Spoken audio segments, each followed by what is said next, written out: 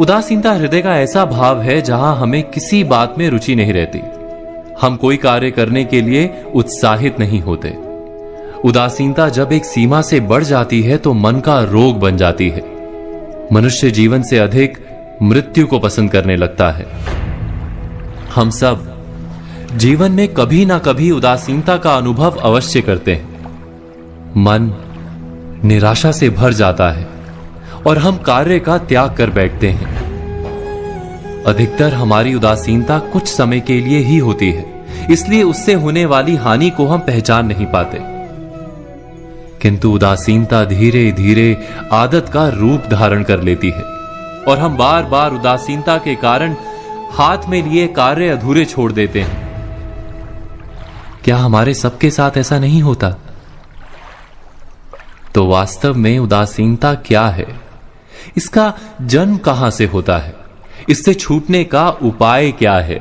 उदासीनता वास्तव में मन की ऐसी स्थिति का नाम है जब हमें अपनी तकलीफों, अपनी कठिनाइयों का कारण बाहर दिखाई देता है। हम कहते हैं कि समाज बुरा है, नौकर या स्वामी गलत है, पति या पत्नी का बर्ताव अनुचित है, जीवन की परिस्थितियां प्रतिकूल है, वक्त हमारा साथ नहीं दे रहा, वगैरह वगैरह।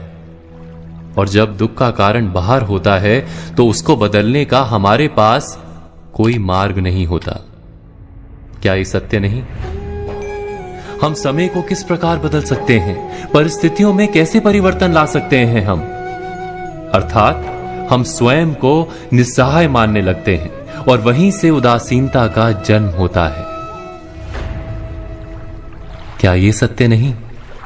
प्रश्न ये है कि क्या हमारी सारी विपदाओं का कारण बाहर है या स्वयं हमारे भीतर है? हमारे बुरे हालात क्या दूसरों के कारण है?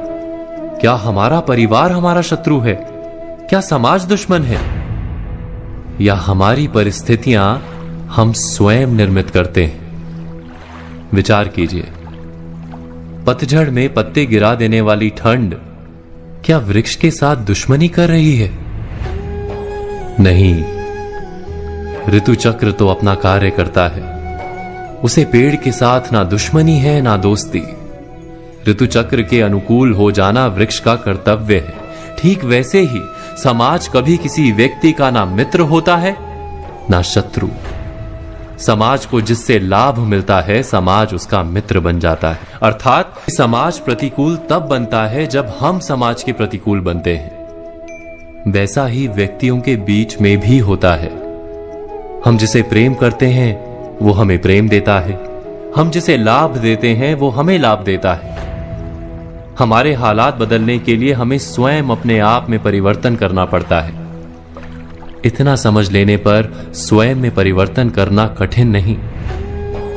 अर्थात जीवन में उदासीनता का कोई कारण ही नहीं, केवल अपने आप में परिवर्तन करना पर्याप्त है।